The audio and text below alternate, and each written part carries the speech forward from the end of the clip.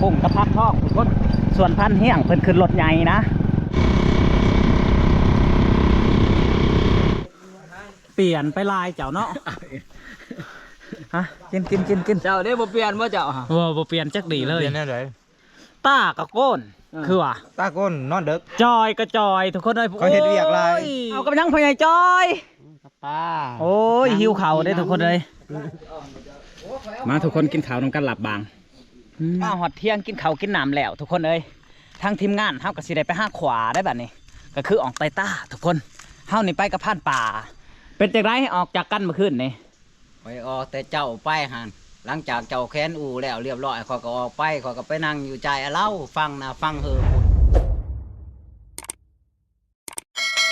ทักทายสบายดีทุกคนทักทายสบายดียังติดเถียงนะ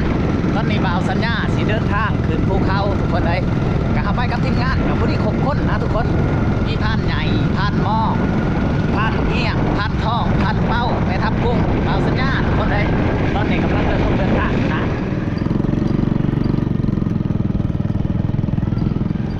แม่ทับกุ้งกับพักทองทุกคนส่วนพันเฮี้ยงเพิ่นขึ้นรถใหญ่นะ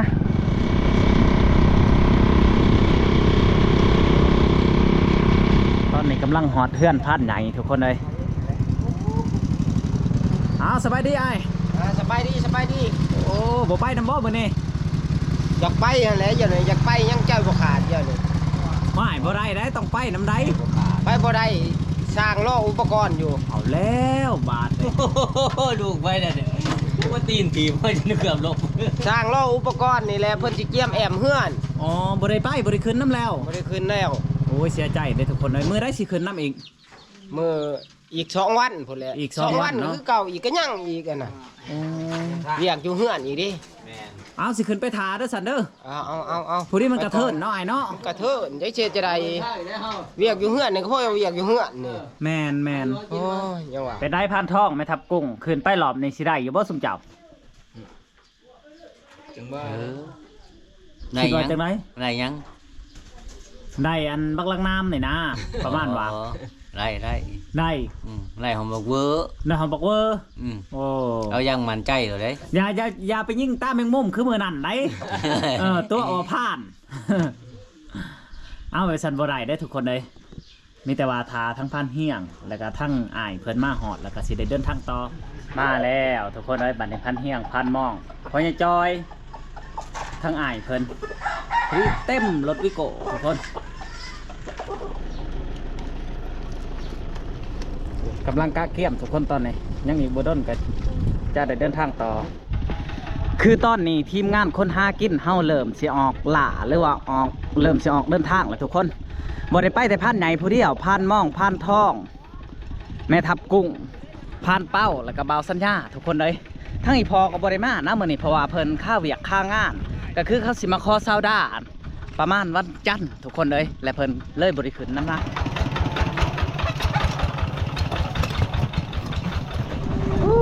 ลำบากพ่อใหญ่จอยทุกคนขึ้นทุกรอบเลยนะพ่อใหญ่จอยนี่เพิ่นเจ้าบ่อยู่ก็ได้เพิ่นนี่แหละเฮ็ดอยู่โคกินทุกคนเลยก็คือ1ข้าว1น้ำหอดตีนผู้ไปที่เขียมหอยเลยทุกคนตอนนี้กำลังสิกะเกี่ยมเครื่องคลองก็สิได้เดินหรือว่ายางขึ้นภูเขาทุกคนไปขึ้นรถอยู่เทิงภูเขาพุ่นนะเพราะว่าจอดไว้อยู่เทิงแต่มือขึ้นมาหนึ่งนี่ไปทุกคนบัดนี้เดินทางขึ้นภูเขาคือเก่านะขึ้นมาวันนี้กับทีมงานกับครบสุดทุกคนเลยขาดเรือแต่ผู้เดียวก็คือพาดใหญ่บ่ได้มานํทุกคนเพิ่นยังค่าเรื่องเฮือนเรื่องซ่านของเพิ่นแล้วก็ค่าเวียกซาวด้าแน่ผู้และแล้วเวียกแล้วงานผู้และเพิ่นจังสิได้ขึ้นน้ำลังเอาสู้พาดมองโอ้ยทุกคนเลยขึ้นผู้ย่ำเพียงเพศนี่มันลดเมื่อยเป็นเมื่อยหานใจแถบจะบ่จะติดเลยนะตอนนี้หอดรถเป็นที่เหียบหอยทุกคนคือทางผ่านป่าเพิ่นก็ได้ถือสังกะสีขึ้นน้ำได้ทุกคนเพิ่นสิไปเห็ดเที่ยงอยู่เทิงภูเขาพุ่นนะคือเพิ่นเห็ดเที่ยงเพิ่นคนเดียวทุกคน เอามาย่อใส่กันบัดนี้ เพิ่นถือขึ้นหากรในกะหาแผ่นแต่ว่าต้นนี้เพิ่นถือลาย ย่อไม่ ถื ขึ้นใน อครบ กระมัด ทุกคนไปทุกคนบัดนี้เดินทางทางบ่าวสัญญาก็ได้ยางกับได้ผ่านพายหนึ่งทุกคน ก็คืออยากขึ้นรถนี่อยากขึ้นทั้งหมดนี่จะขึ้นบ่ได้ทุกคนเพราะว่าเฮามาทั้งหมดนี่มีอยู่13คนทุกคนเพราะฉะนั้นแล้วต้องย่างพายหนึ่งขึ้นรถทุกคนไปเดินทางเลยนั่นพังมาอะไรยังผู้นั่นก็หอกว่าขึ้นต้นใหม่ฮะยังสัก มันผ่านต้นไม้ ยังพูนบ่มาผ่านเลยนะ เฮ้ยบริเวณ นี่เน้นครับ จากนี่ไปหาเที่ยงหน้าหน่อยนี่ก็ใกล้พอสมควรเลยทุกคน คือทั้งห้าสิได้ยางไปเรื่อยๆนะเจ้าบริขึ้นรถไทยนำเข้าเจ้าก็คือผู้ที่ขึ้นรถไทยนี่มีอยู่ผ่านเฮี้ยงพ่อใหญ่จอยทุกคนผ่านป่าแล้วก็ทั้งอายสมพ้องเพิ่นให้เพิ่นขี่รถไทยทุกคนทางทีมงานอีกพายหนึ่งนี่ก็จะได้ยางไปเรื่อยๆนะต้นนี้ก็มืดผ่าขนาพ้นนี่ก็เริ่มสิตกลงมาแล้วทุกคนคึมอยู่ต้นนี้ย่าง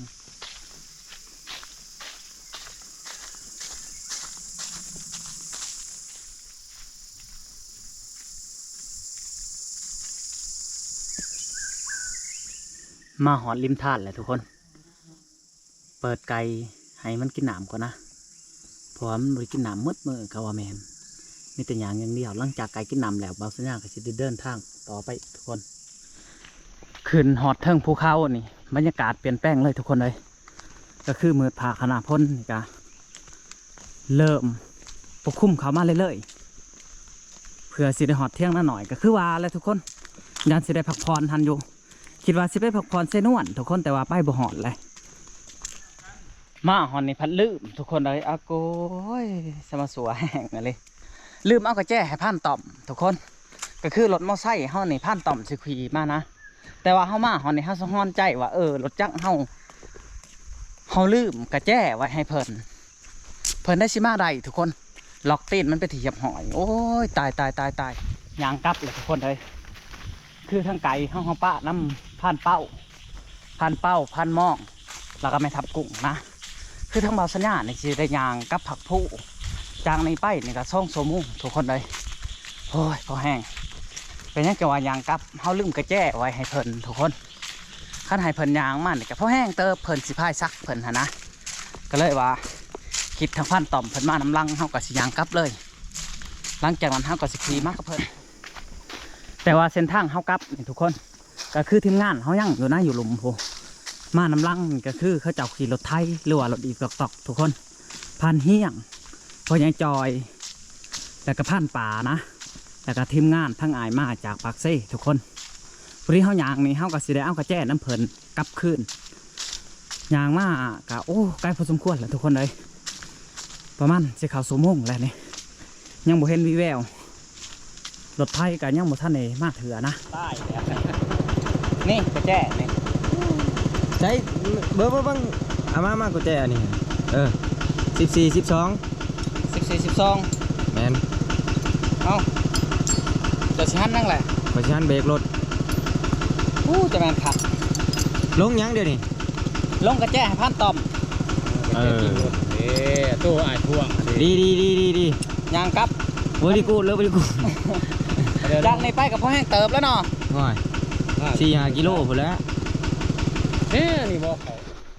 กระแจล็อกโซนี่คือเฮาถือมาให้ผ่านต่อมไปที่เหียบหอยทุกคนทางทีมงานก็ว่า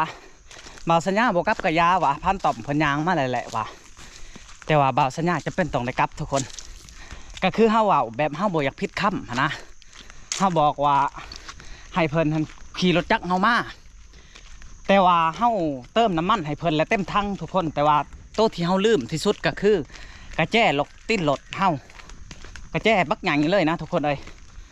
บ้านนี้เพิ่นสิตัดกระตัดบ่ได้ตี้โสมันใหญ่เนาะก็เลยว่าเพิ่นกับพายเสบียงอาหารหรือว่าเสื้อผ้าของเพิ่นแน่ทุกคนก็เลยว่าจะเป็นตกยางกับสัญญาก็คือสัญญาเว้นก็เริ่มสิคำแล้วทุกคนเลยเฮายางนี่ก็ชุ่มข้นเติมโอ้ย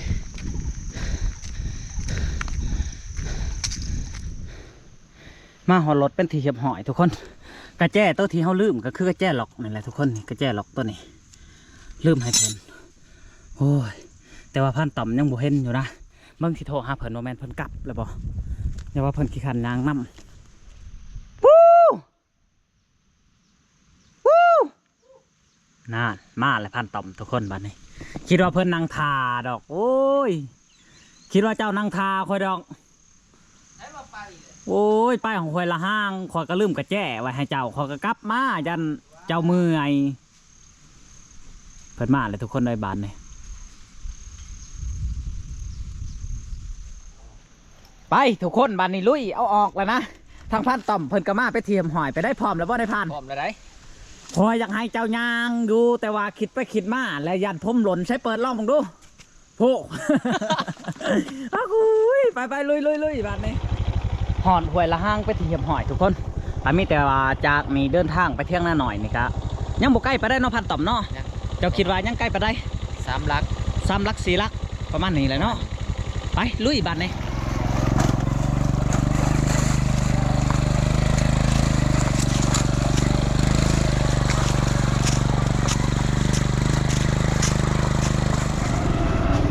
ยังอีกบวกได้ก็จะหอดเที่ยงหน้าหน่อยเลยทุกคนแต่ห้าบูหูว่าทีมงานห้าสิพักใส่นะท่านพักเที่ยงหน้าหน่อยก็โอเคทุกคนเข้าว่าไปพักเที่ยงหน้าหน่อยห้าไปซีน้ำขึ้นไปทั้งด่านพลังพูดอะไรทุกคนเพราะว่าเขาบอกว่าอันถ้ามันบอกคำกะซีได้พักด่านพลังขั้นคำกะซีพักเที่ยงหน้าหน่อยแต่เห็นควันไผ่เลยนะจะอยู่เที่ยงหน้าหน่อยทุกคนหอดเที่ยงหน้าหน่อยแล้วบ้านนี้ทุกคนเลยท่านทีมงานก็อยู่ในนี้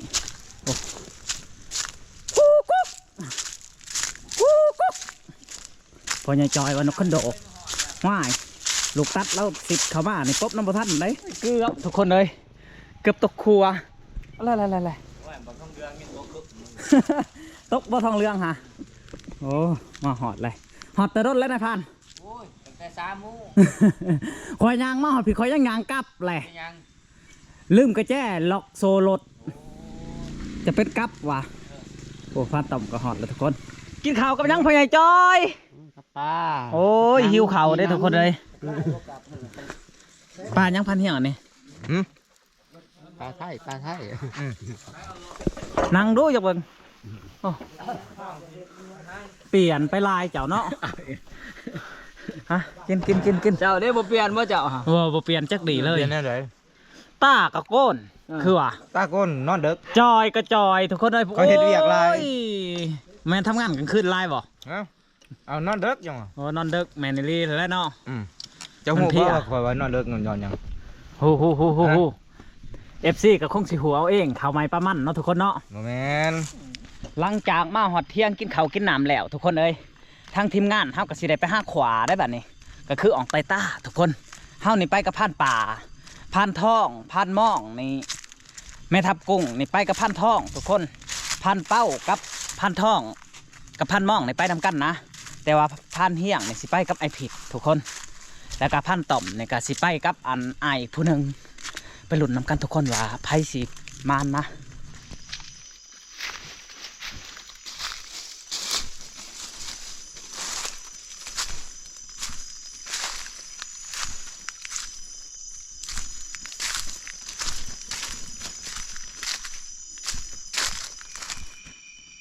ทางไม่ทับไปแล้วทุกคนผ่านป่านะผู้แหละเพิ่นสิขึ้นทั้งผู้แหละทุกคนเลยบาวสัญญาสิได้อยู่นี่คนเดียวนะโศกมันเด้อในพันเด้อโศกมันทุกคนโดยล่อหลุดน้ำกันบอลทีบาวสัญญาอยู่นี่มันมีทางบักลังน้ำทุกคน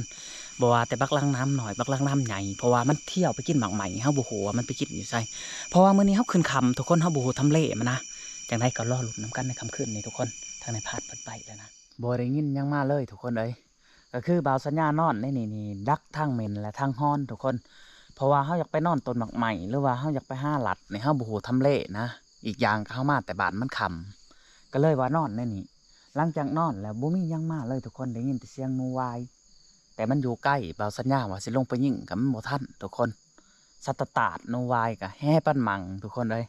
ไปบัดนี้ลงไปอยู่ที่ทับหรือว่าเที่ยงหน้าหน่อยว่าไพ่สีมานยังแหน่นะไปเบิ่งน้ำกันทุกคนหลังจากนั้นบาวสัญญาก็สีได้ไปเตาไกลเลยนะไปมีแต่ทางห้าสียางไปทับเลยทุกคนบัดนี้สิไปเอาบักต้นกะไปห้าต่อพูดละคิดว่าสิไปต่อทั้งต้นมังให้ทุกคนไปบัดนี้ไปเบิ่งว่าทางพันเหี่ยงเพิ่นได้ยังไงทางเฮ้านี่บ่มีวิแววยังเลยหอดเที่ยงมาหน่อยเฮ้าเลยทุกคน บาวสัญญาจะเอาบักต้นกาไปเลยนะเพราะว่าบ่เป็นการศึกษาเชื้อราอีกอย่างก็มันเจ็บนะทุกคนเราเวลามันเสียงออกแล้วก็แม่นนะโอ้นกต้นกาคันเลยเรียบร้อยเลยเขาต่อไก่เป็นทีเรียบร้อยเลยทุกคนตอนนี้เขากำลังปักคืนแล้วไก่เขายังอยู่ในท้องเขาติดต่อนี่ทุกคนบาวสัญญาดักคืนเต็มหมดเลยแถวนี้คืนซ้ำดังบาวสัญญาคิดว่าทำเลไก่มันสิมาทางนั้นรอลุ้นกันทุกคนว่าจะเป็นยังไงมาทุกคนกินข้าวนำกันหลับบางผักมาพันตำมาเลือดแต่ห้าคนเดียวนี่บ่ท่านได้กินนี่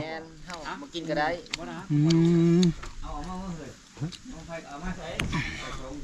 ขากะลีทุกคนเลยคมลำเลยหลับบางเป็นจากไรออกจากกันเมื่อคืนนี่ ไปออกแต่เจ้าไปหันหลังจากเจ้าแค้นอูแล้วเรียบร้อยเขาก็ออกไปเขาก็ไปนั่งอยู่ใจเล่าฟังนะฟังเฮอปุ่น โอ้บ่มานยังเลยเนาะ ก็เพราะคอยไปนั่ง2 ชั่วโมงแล้วเขาก็เลาะใต้ตาเขาอยากพ่อมินหั่นนะ โอ้ ไปกับพ่อแต่ฮอน2 โต กระบ่ได้ บ่ น้ำมันบ่ทัน น้ำบ่ทันแล้วเขาก็เลาะมาใส่ด้านยุ่นออกมาใส่ดงอะเล่าแล้วก็ลงวังอินลำกระติน ป้ามืดขึ้นเลยว่า เบิด ง่าย ขึ้นจดแจ้งแล้วกับผู้ที่ผ่านโพใส่คอย2 โตผ่านครับ กระบ่ทันอีก บ่ทันสงสัยคู่ผัวเมียมัน ครูผัวเมียทั้ง FC บอกว่า เขาเจ้าจะเฮียนมุ่นต์น้ำเจ้า โอ้ได้สิเป็นหยัง เฮียนมุ่นต์เป่าไม่งอดหัน ได้มี เขาเจ้าว่าเว้าคักอลี โอ้ เขามักคำถ่ายๆหัน บ่ แม่น ได้สิเป็นหยังแหงกว่าหันแล้วคันว่าอยากมาเฮียนนำ โอ้เห็นกว่าหันอีก แม่น คอยดีได้ระยะจะเป่าฮะ นั่น ช่องมือจังได้ดี เพราะว่าค่อยต่อยอดให้เจ้าเด้ แม่นบ่ยางบ่พญาจอย ขี่รถมันนี่ เมื่อย เออ โอ้ทุกคนเลยพันเฮียงสิเริ่มอันพาทีมงานใหญ่ทับพุ่นแหละไปเซนวนพุ่นแหละทุกคนเลยไปติดตามน้ำกันตามถนนหนทางว่าสิเป็นแนวใดทุกคน เพราะว่าทั้งผลต้นไม้อีกอย่างกับมากเลือไก่สุกลายนั่นเป็นยังไงนะฮะทางทีมงานแต่ละคนก็ไปที่เหียบหอยแหละทุกคนบ่าวสัญญาก็สิได้ขี่รถมอไซค์ไปนะโอ้ลิ้นอย่างออกลายทุกคน ไปทุกคนบัดนี้ ไปพอกันอยู่เซนวนจากได้กะเฮาสีได้ไปนอนต้นหมากใหม่ก็คือสีม่านอยู่ทุกคนเลยแถวนี้นี่มันหากินยากว่าง่ายๆทุกคนต้นหมากม่วงหมากใหม่มันบ่มีนะทางเซนวนนี่ต้นหมากเด้อไก่นี่สุกลายหมากเด้อไก่ดงทุกคนเลยเอาสำหรับวิดีโอนี่กับบ่มีหยังไลจากได้กะฝากไปติดตามอีพีหน้าสำหรับอีพีนี่บ่าวสัญญาสิได้โจ๊ะเพียงเท่านี้ก่อนสำหรับคลิปนี้ผู้ได้เบิ่งคลิปนี้ก็ขอให้อายุมันควันยืนความเจ็บยาสุไดความไข่ยาสุมีปราศจากโรคภัยไข้เจ็บสำหรับคลิปนี้ขอกล่าวคำว่าสบายดี